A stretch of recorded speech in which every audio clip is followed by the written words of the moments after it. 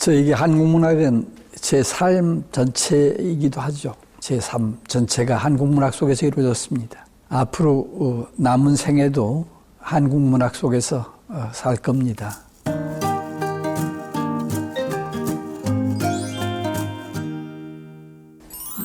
예, 안녕하십니까. 네. 올해 2023년은 저희 서울대학교 중앙도서관에 개인문고가 설치된 지 70주년이 되는 해인데요. 이 뜻깊은 해에 선생님의 기준문고를 새롭게 설치하게 되었습니다. 선생님과 함께 한국문학과 문헌의 아름다움에 대해서 얘기하는 시간 가져보도록 하겠습니다.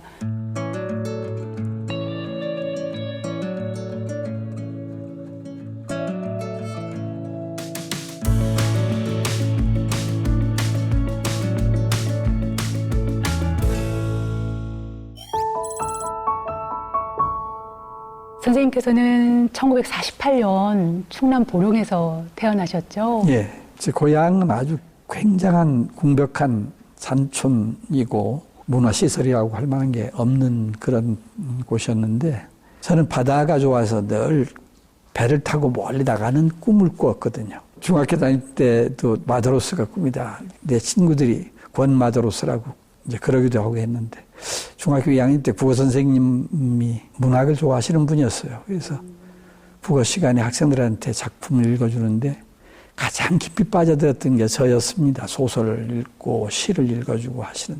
또 학교에 마침 도서실이 처음 생겨가지고 엄청나게 많이 읽었습니다. 제가 뭐 매일 책을 한 권씩 그렇게 그 도서관에 있는 책을 다 읽겠다고 욕심을 낼 정도였으니까. 그래서 희망의 문필가로 바뀌었는데 재주가 이제 좀 부족해가지고 소설가가 되지 못했어요. 그리고선 소설을 가르치는 선생이 됐죠. 일생 동안. 늘 궁금했던 게 뭐였냐면 충남 보령의 소년이었을 때는 어떠셨나? 완성되기 전의 모습은 어떠셨나? 6살 터울이로 누나가 있었고 또 그 중간에 형이 있었는데 둘이 학교 다니는데 저는 학교를 못 갔잖아요. 아직 어리니까.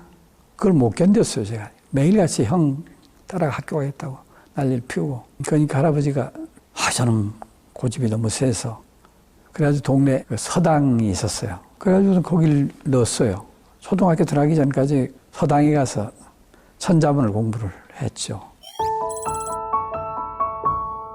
선생님이 스승이셨던 백사 정강용 선생님은 일반인들에게는 껍비단이의 작가로 알려져 있지만 신소설 연구하셨던 신소설의 장을 여셨던 분이시잖아요. 연구에. 제가 백사문고 옆에 선생님 문고 설치된다니까 웃으시면서 그러셨어요.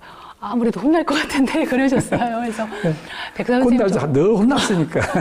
백사 선생님 엄하셨나 보다 했는데 제가 대표로 늘 혼나고 야단 맞고 그래도 선생님께서 굉장히 저한테 잘해주셨어요. 제가 가난한 시골 태생으로 이제 서울에 와서 고생하니까 대학원 시절에 제가 맹장염 수술을 받고 이제 병원에 누워 있었는데 거기를 오셨어요. 가족도 안 오고 제가 혼자 병원에 있을 때였어요. 나중에 선생님께서 치료비 입원비를 다 내고 가셨더라고요. 선생님께서 진짜 아끼시는 제자하셨던 거고. 그래서 아주 너무 감동이었고. 선생님이 쓰시던 연구실을 내가 자원을 해서 그 방을 썼고 서울대학 와서는. 선생님 원래는 소설 평론으로 시작을 하셨지만 한국 현대 문학사는 저희 연구자한테는 바이블이에요. 그래서 문학사 연구에서도 정점을 찍으셨어요. 흔히 문학 비평과 문학사 연구는 같이 가기 어렵다라고 얘기를 하는데 작품 비평과 어떤 역사적인 연구, 어떤 감성적인 면과 개념적인 부분을 어떻게 다루게 되셨는지. 중요한 말씀하셨는데 대학 시절에 이끌어주신 선생님들이 참 엄하신 분들이었습니다. 자상하시지만. 가장 가까이에서 오랫동안 선생님 연구실 연구조교를 한 것은 백사 정강용 선생님이셨고 선생님께서 그 신소설 연구를 하시면서도 나는 다른 걸 쓰려고 준비를 하고 있었습니다. 사실은 석사 논문도. 그랬더니 하루는 책상 위에 막 그 자료들을 많이 늘어놓고 있는데 자네 지금 그게 뭐 하고 있는가? 그러고 물으셨어요. 대학원 1년 반이 지났는데 그래서 다음 학기 논문 내야 돼서 좀 준비하고 있습니다. 그랬더니 그래? 자네 지도교수가 누구야? 당연히 선생님이시죠. 그래서 선생님이 제 지도교수님이시죠. 그랬더니 자네 논문 쓰는 거 그럼 지도교수하고 상의를 했나? 아니, 선생님, 어느 정도 되면 말씀드리려고 안 했습니다. 그랬더니, 당장 집어쳐. 그래가지고 신소설에 대해 쓰라. 그러고 나가셨어요. 그 바람에 제가 석사를 4년 다녔습니다. 그 시절만 해도 한국문학을 역사적으로 정리해서 문학사를 만드는 작업이 얼마나 중요한가 하는 것을 계속 얘기를 하시고, 내가 학자로서 하고 싶은 일은 그거야. 그러셨는데 못 하셨어요. 내가 제자로서 할 수 있는 일은 이분들이 하시려고 하다 못한 일을 좀 정리하는 작업이겠다, 이런 생각을 했고, 그동안 한국 현대문학사를 만드신 선생님들이 현대문학이 언제부터 시작됐나 하는 것에 굉장히 골몰을 했거든요. 뭐가 최초고 몇 년도에 시작되고 이런 게 아니라 개화개봉 시대의 국어국문운동이 자연스럽게 현대문학의 기반이 됐다는 걸 얘기를 해서 그 나름대로 이제 제가 문학사를 만들면서 그런 관점을 하나 바꾸는 게 굉장히 중요했다는 생각을 합니다. 그게 전부 선생님이 나를 야단치면서 가르치신 덕분이었죠, 사실은. 백사 선생님의 그 좁은 문을 선생님께서 통과하신 거죠. 퇴임하시자마자 바로 권영민의 문학 콘서트를 비롯하여서 많은 대중 강연 하셨는데요. 어떠세요? 강의실 밖에서 만난 세상 대중과의 호흡은 어떻게 다가왔는지요? 일반 대중들은 대학에서 공부하는 문학 공부는 문학 공부고, 자기들이 개인적으로 관심을 가지고 있는 문학적인 취향이나 호감이나 뭐 이런 건 각각 다 다르니까 대학에서 어떤 식으로 가르치든지 이런 게 관심이 없어서, 사실은 지금 잘 말씀하셨지만 대학 내에서 이루어지고 있는 문학에 대한 다양한 담론하고 대중들이 가지고 있는 관심은 너무 차이가 크죠.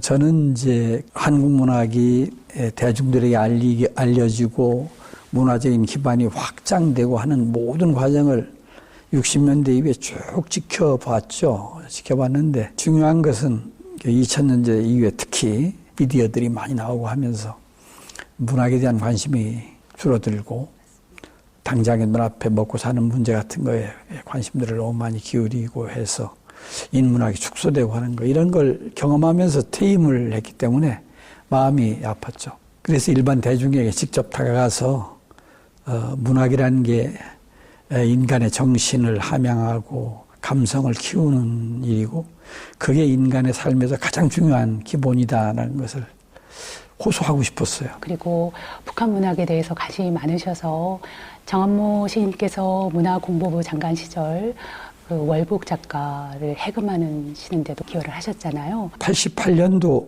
서울올림픽 직전에 월북문인에 대한 해금 조치가 이루어졌는데, 그 전까지는 월북문인에 대해서 공개적으로 언급하는 게 금지되어 있었고, 그분들이 저서나 저작물을 소지하고 있는 것도 법적으로 용납하지 않았던 시대였습니다. 그런데 민주화 열기가 생기고, 마침 정한모 선생님이 문광부 장관이 되셔가지고 제가 가지고 있던 정리했던 자료들을 많이 제공해드렸고, 그게 계기가 돼서 해금까지 이루어졌고, 그러면서 연변 지역, 일본, 홍콩 이런 데 다니면서 언젠가는 이걸 공개적으로 얘기할 날이 오겠다 하고 책들을 모았습니다.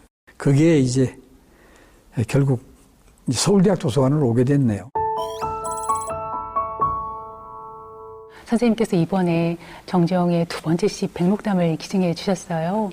이 책 헌책방에서 어렵게 구하신 걸로 알고 있는데 이라 들어볼 수 있을까요? 네. 대학원생 시절이었었는데 자주 이제 들리던 헌책방이었는데, 새로 들어온 책 없느냐고 물었더니 옆에 집 주인이 그거 있잖아 그거 그러면서 이 책을 이름을 댔어요. 백록담이라는 거 요전에 구했다고 했잖아. 그러니까 이 주인이 그 다른 사람한테 이미 약속했던 거라고 안 보여주는 거예요. 그래서 제가 서점 앞에 계속 그냥 서 있었습니다. 나가질 않고. 그리고 계속 사장님 저한테 빨리 내놓으시고 좀 보여달라고. 두어 시간을 그렇게 서로 하다가 질량이 하다가 제가 얻어냈죠.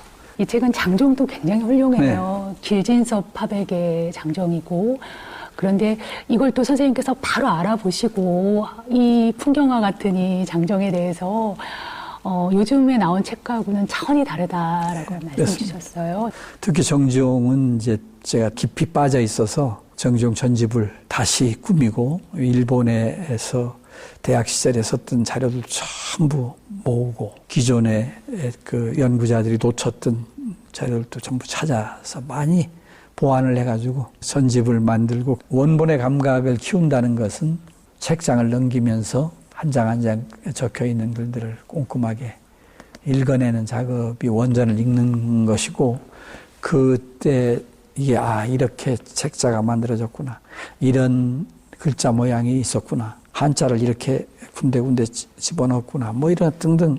근데 원본을 읽지 않고 그냥 현대화된 책을 보면은 작가와 그 작가가 만들어낸 책이 탄생됐던 시대가 말끔하게 지워진 상태로 현대어로 표기된 텍스트만 읽게 되니까 연구자는 그렇게 하면 안 되죠. 제가 가끔 신간 서적들 있는 데를 많이 가보는데 베스트셀러에 올라와 있는 책들이 너무 그 저자가 뭐 인문학적인 어떤 사실이나 내용이나 이런 것들을 간추려 놓은 설명서 같은 거 이런 유형의 책들이 너무 많은 거예요. 원전을 읽게 시키는 게 아니라 그 원전에 대한 자기 나름대로의 해설, 이런 요약해놓고 뭐 정리해놓고 이런 것들을 놓고 그걸 계속 이해 인문학이라고 하고 뭐 이렇게 소개들을 한단 말이죠. 그러면 뭐 그건 그 사람이 읽은 거지 그게 자기가 읽은 겁니까?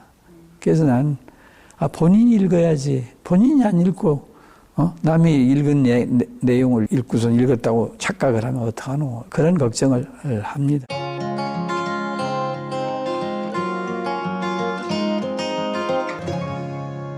(20대) (30대) 선생님께서 여기 이렇게 다니시면서 모으신 책이 여기 있는 거고 이게 60년대에 그러니까 버스비를 아끼기 위해서 여기는 걸어갔죠. 그것도 꽤 먼 거리죠.